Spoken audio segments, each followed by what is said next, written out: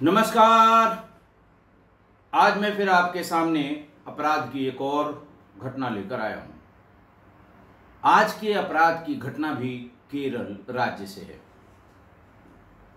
बात 2016 की है, जब केरल में विधानसभा चुनाव मई में होने वाले थे।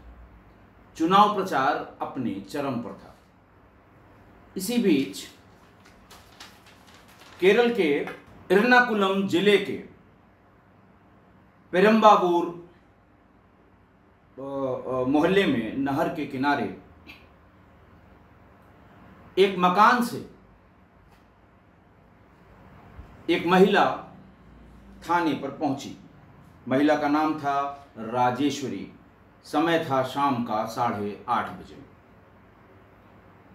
वहां उसने ये बताया कि उनकी बेटी जीशा, जो लॉ की स्टूडेंट थी, कानून की छात्रा थी, घर में किसी ने उसकी हत्या कर दी और हत्या बहुत ही बुरी तरीके से की गई। लाश पर कोई कपड़ा नहीं है और लाश के कई टुकड़े किए गए हैं। सूचना गंभीर थी। राजेश्वरी की सूचना पर एफआईआर तुरंत दर्ज कर ली गई। सारी पुलिस फोर्स मौके पर पहुंची। नहर के किनारे उस मकान में एक कमरे में एक लड़की की लाश, उम्र करीबन 24-25 साल, जो कई टुकड़ों में काटी गई थी।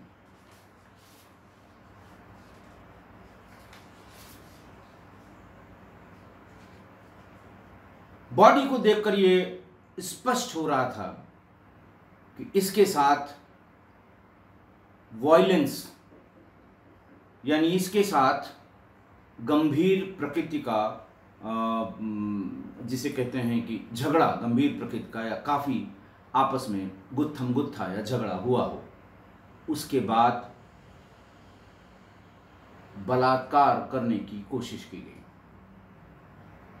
और उसके बाद उसके शरीर पर लगभग 30 बार 30 टाइम्स किसी शार्प एज्ड वेपन से हमला किया गया। उसके सीने पर किसी बड़े फल वाले चाकू या हथियार से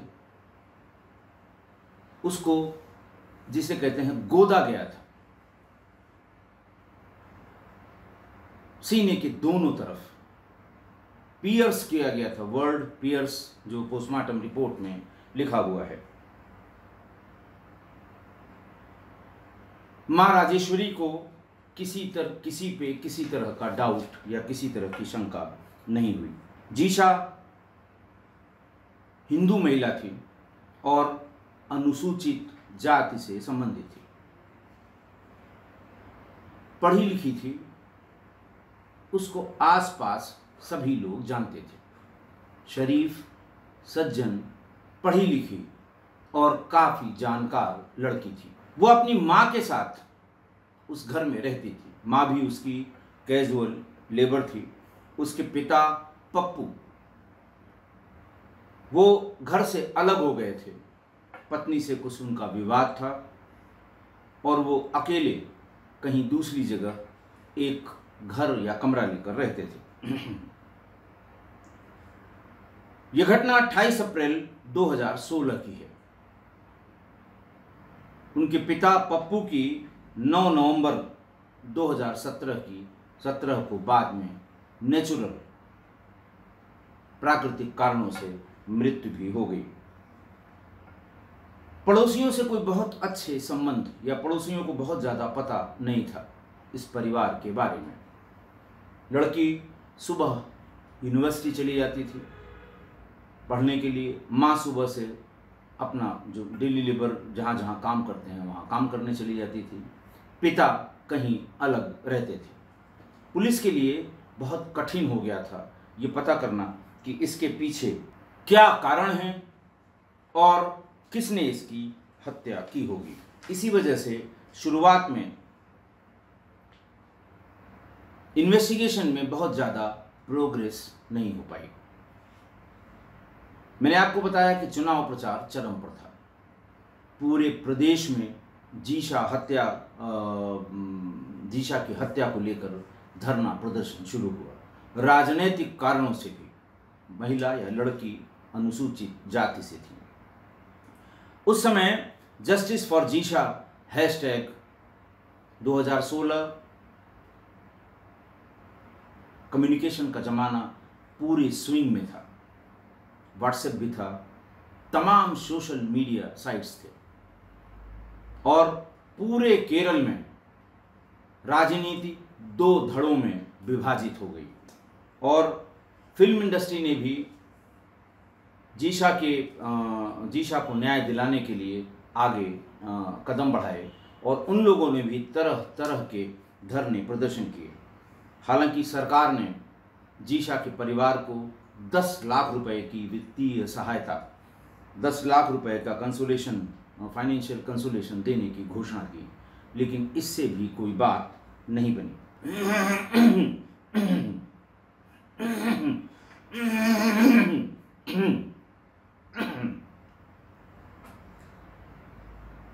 जीशा की डेड बॉडी को सील करके, पंचायतनामा भर के अलापुझा मेडिकल कॉलेज पोस्टमार्टम के लिए भेज दिया गया। पोस्टमार्टम रिपोर्ट में जीशा के गर्दन पर भारी चोट के कारण मृत्यु का होना दर्शाया गया।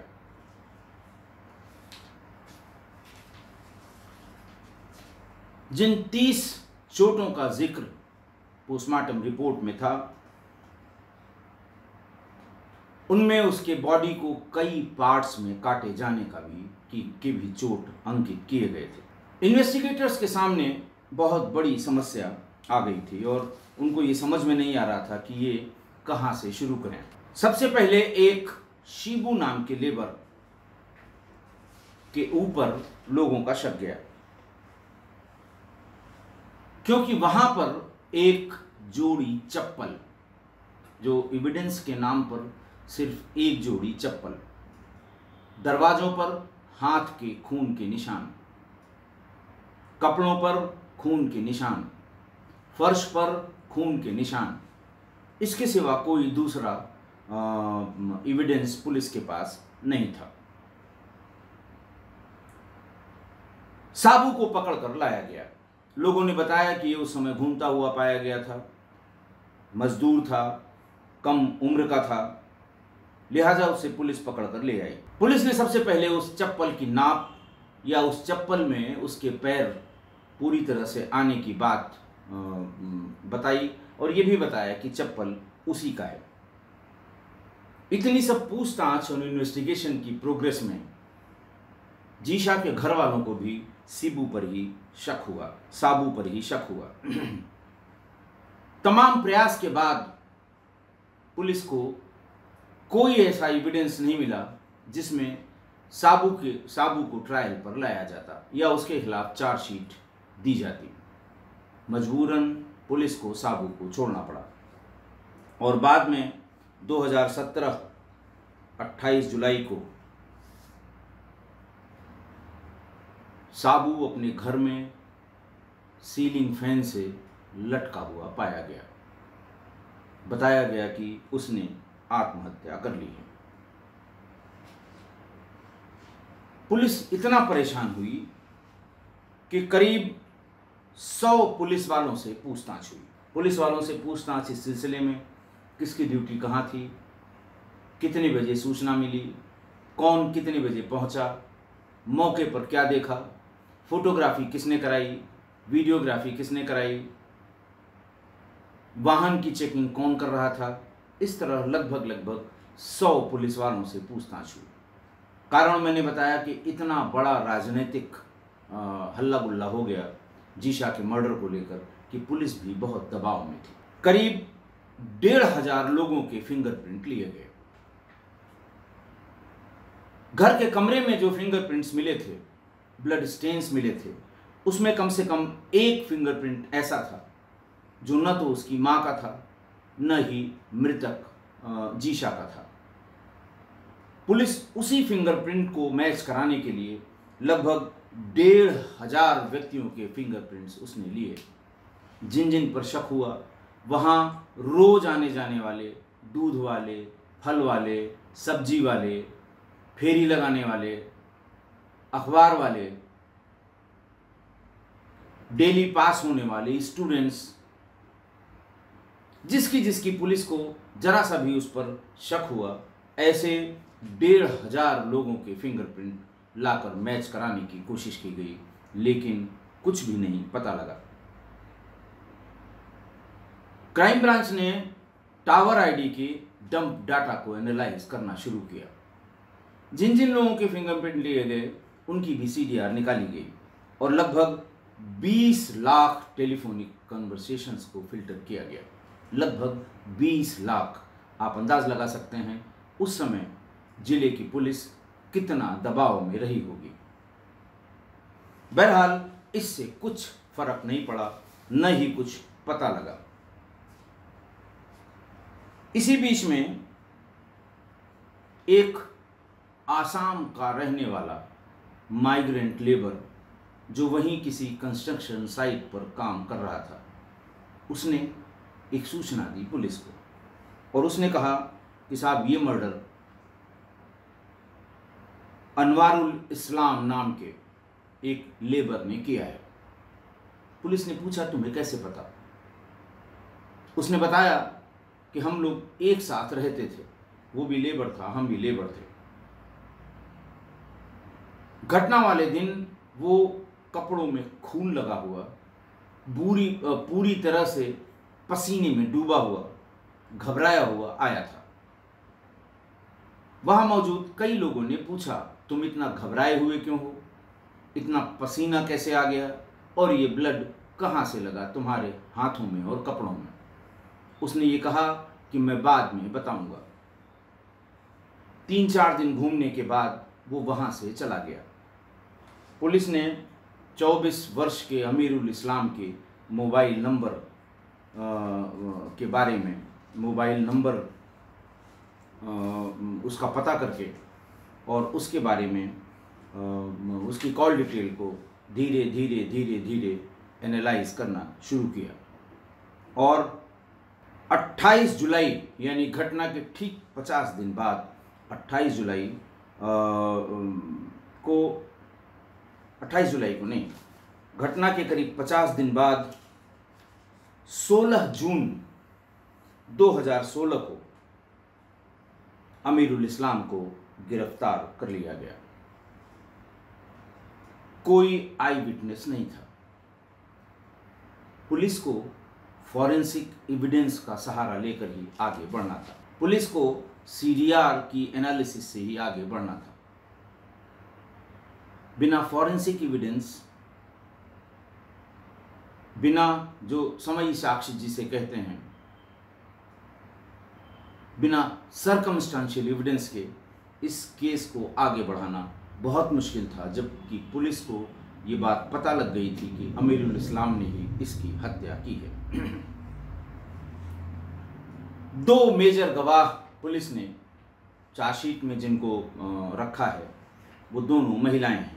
एक श्रीलेखा जो वट्टाली पड्डी जहाँ इसका घर था जीशा का, इसकी पड़ोसी थी। उसने इस व्यक्ति को ये कहा कि मैंने इसको जीशा के घर के पास पश्चिम की तरफ नहर से नीचे उतरते हुए देखा था और बाद में 20 जून 2016 को जो आइडेंटिफिकेशन परेड जेल में, ककानद डिस्ट्रिक्ट जेल में कराई गई, उसने भी बिना परेशानी के उसको पहचान लिया। दूसरी विटनेस लीला, उसने बताया कि 28 को जिस रात ये मर्डर हुआ था, उस शाम को करीब 6:30 बजे इसने एक व्यक्ति को हड़बड़ाहट में बहुत तेज कदमों से भागते हुए देखा था। वो बुरी तरह से पसीने से तरबतर था और ऐसा लगता था कि उसे कोई समस्या है, उसे कोई बीमारी है। उसे कोई मानसिक रोग है। उसके हाथ की एक उंगली में, इंडेक्स फिंगर में, एक चोट का निशान भी था, जो अरेस्ट के दिन यानी घटना के 50 दिन बाद भी भरा नहीं था, हीलिंग नहीं हुई थी। पुलिस ने जब उनसे ये पूछा, अमीरुल इस्लाम से जब ये पूछा पुलिस ने कि तुम्हें ये चोट कहाँ से लगी, तो उसने ये बताया कि ये चोट जीशा को जब वो रेजिस्ट कर रही थी तो उसने दांत से काट लिया था, इसकी वजह से ये चोट लगी है। पुलिस ने उस चोट का भी मेडिकल एग्जामिनेशन कराया और ये पाया गया कि वो बाइट है, दांत से काटी हुई चोट है। ये सबसे बड़ा प्रूफ था कि घटना के समय अमीरुल इस्लाम मृतका के पास था, सीन ऑफ क्राइम पर वो मौजूद था। इसके बाद साइंटिफिक एविडेंसेस तलाशने शुरू किए गए। जो मृतका यानी जीशा के नाखून में खरोंच के समय स्किन के जो टुकड़े होते हैं वो पोस्टमार्टम के समय निकाले गए थे, उनको उनका डीएनए इंडेक्सिंग उसकी कराई गई थी, वो अमीरुल इस्लाम के डीएनए से मैच कर गया। जीशा के घर के दरवाजे पर लगे फिंगरप्रिंट और उसके साथ लगे हुए खून, इनको भी मैच कराया गया। ये फिंगरप्रिंट अमीरुल इस्लाम से मिल गए। मैं उन साइंटिफिक एविडेंस की बात कर रहा हूं जिनके सहारे पुलिस ने ये ट्रायल पर ये मुकदमा पुलिस ले आई। जिस बड़े चाकू को रिकवर किया गया था, जिससे उसने हत्या करना बताया था, इसी से मैंने हत्या की है। ब्लड स्टेन्स जो उस पर चाकू पर पाए गए थे, उनका सैंपल और वो चप्पल जिसमें ब्लड स्टेन्स पाए गए थे, उसका डीएनए सैंपल मैच हो गया जीशा से,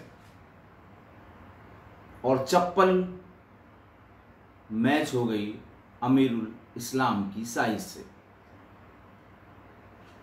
एक और इसको मैच करने का तरीका होता है कि हर आदमी के पैर के निशान उसके फुटवियर पर पड़ते हैं। किसी की एड़ी बहुत घिसती है, किसी का अंगूठा बहुत घिसता है, किसी के सब उंगलियां नहीं घिसती हैं, किनारे की उंगली घिसती है। जो फ्लैट फुटेड होते हैं उनकी जो चप्पल पे ज़्यादा इस्तेमाल की गई चप्पल पे जो उसकी जो घिसने की जगह होती है वो लंबाई में होती है। जो फ्लैट फुटेड नहीं होते हैं उसमें या तो एड़ी की से जो रगड़न होती है उससे जो घिस जाता है, और जो उंगलियों से घिसता है सिर्फ वही चप्पल में दिखाई देता है। आप सभी लोग जानते हैं घर में हमेशा इस्तेमाल करने वाली चप्पल जो आप पहनते हैं, कभी उसकी तरफ ध्यान दीजिएगा। उसमें फुटवेयर के नीचे की तरफ ध्यान दीजिएगा। किसी में लेफ्ट हैंड साइड में ज़्यादा कटा होगा, किसी के राइट हैंड साइड में कटा होगा, किसी का बिल्कुल नीचे की तरफ घिसा होगा, किसी का अंगूठे या उंगलियों के पास घिसा होगा, लेकिन वो सब अलग अलग होता है।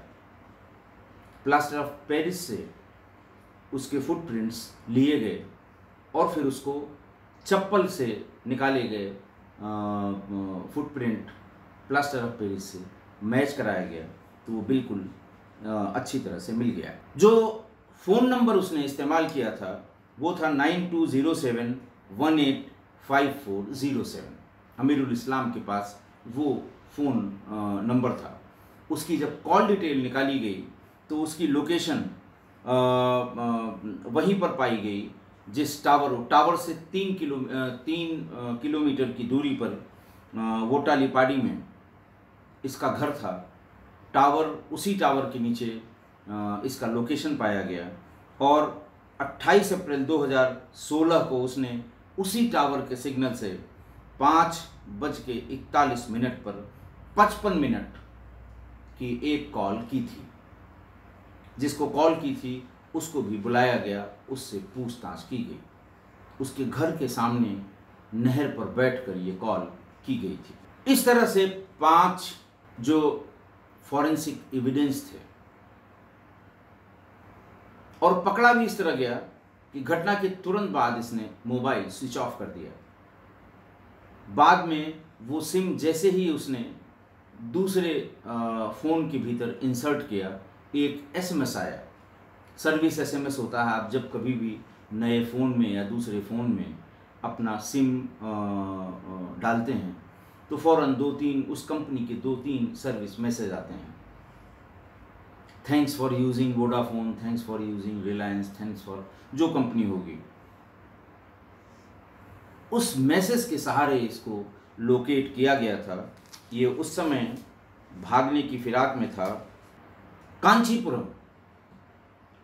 कांचीपुरम में जहां इसने सिम दूसरे मोबाइल फ़ोन में डालने की कोशिश की थी, और जहां सर्विस एसएमएस आ गए थे, और पुलिस ने इसको वहीं पर तमिलनाडु में कांचीपुरम में इसे वहां गिरफ्तार किया था। पकड़े जाने के बाद उसने एक और स्टोरी बताई। उसने बिल्कुल साफ साफ बताया कि हाँ साहब, मैंने मारा है। हुआ यूँ था कि वो लेबर की तरह काम करते समय पड़ोस के किसी मकान में कंस्ट्रक्शन का काम करता था, और जीशा को वो स्कूल या कॉलेज आते जाते देखता था, और जीशा के प्रति उसके मन में ये आ गया था कि मुझे हर हाल में इसके साथ बलात्कार करना है। इस बीच में घटना के कुछ दिन पहले वो साफ सफाई करने के पर्पस से उसके यहाँ ये भी बता के कि मैं फला जगह बगल में काम करता हूँ, कुछ कंस्ट्रक्शन के लिए उसकी माँ ने उससे संपर्क किया था, राजेश्वरी ने। तो एक आध बार वो घर में आया था, क्योंकि घर में जो एंट्री थी उसकी वो फ्रेंडली एंट्री थी। ऐसा लगता था कि जीशा उसे पहचानती थी कि हाँ, अभी 4-6 दिन पहले ये कुछ काम करने आया था। और जैसे ही उसने घर के भीतर जाने के लिए रिक्वेस्ट की और या पानी के लिए कहा, चूँकि जीशा ये बताने के लिए मौजूद नहीं थी, जो बता रहा था अमीरुल इस्लाम उस पर यकीन करके कि वो आराम से घर के भीतर चला गया था, और घर के भीतर घुसते ही उसने उस पर बलात्कार करने की नीयत से जोर ज़बरदस्ती शुरू की, और उसने कोशिश भी की रेप करने की, क्योंकि जो वर्ड इस्तेमाल किया गया चार्जशीट में वो ये कहा गया कि the failure of accused to satisfy his lust to his satisfaction made him frustrated. Victim and accused became unsuccessful in completing a conventional rape to his satisfaction। ये जो कारण मृत्यु का कारण केस डायरी में दिया गया है वो ये दिया गया है कि उसने कोशिश की, एंड जो उसका सेटिस्फाई होना था, ऐसा न होने पर वो वायलेंट हो गया, फ्रस्ट्रेट हो गया, और उसने घर के एक चाकू और एक बांके की मदद से उस पर 30 वार किए।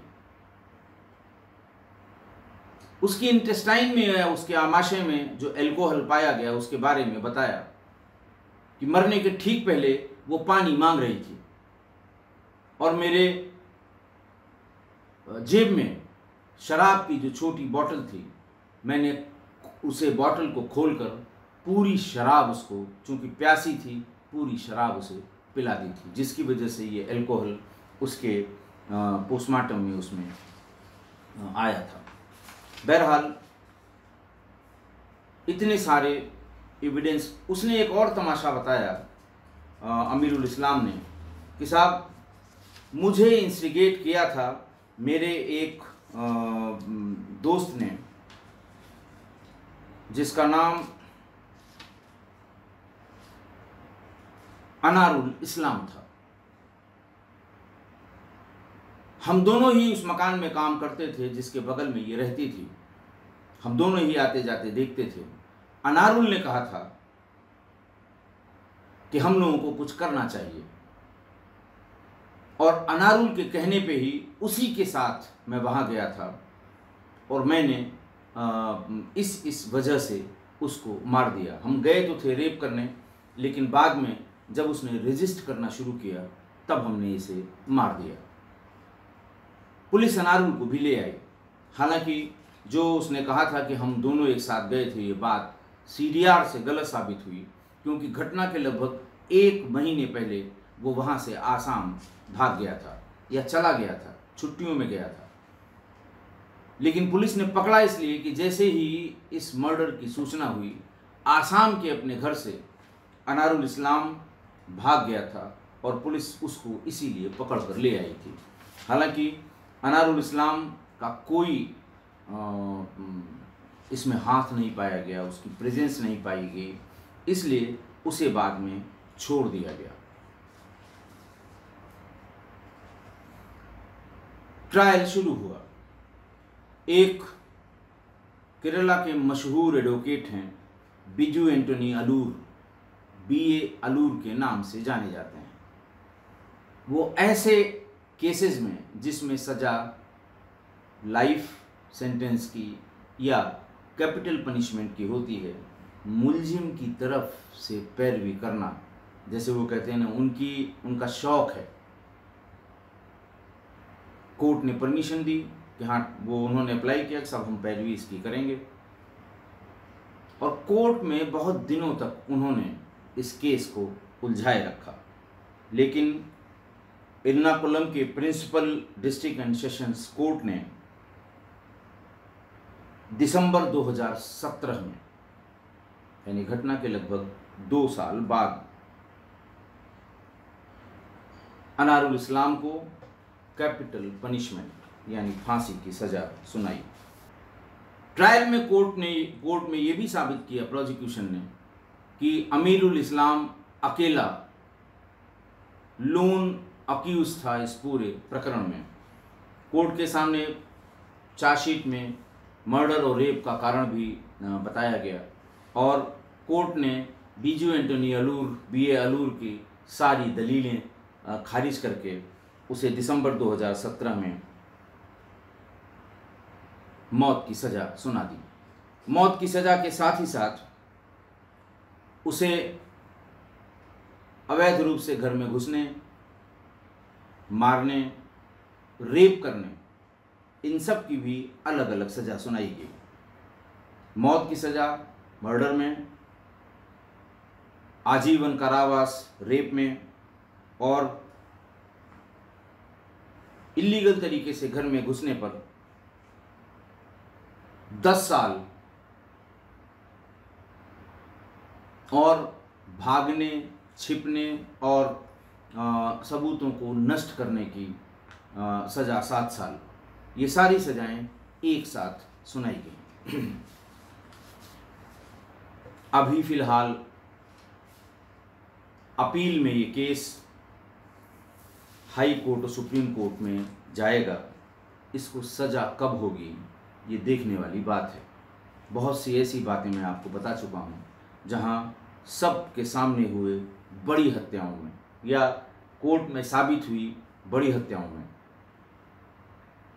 सेशंस कोर्ट से मृत्यु की सज़ा पाने वाले लोगों को हाई कोर्ट या सुप्रीम कोर्ट से राहत मिल जाती है और वो छूट जाते हैं, या मृत्यु की सज़ा को आजीवन कारावास में अदालतें उसको बदल देती हैं। लेकिन मेरे अपने विचार से इतने ज़्यादा फॉरेंसिक एविडेंस होने के बाद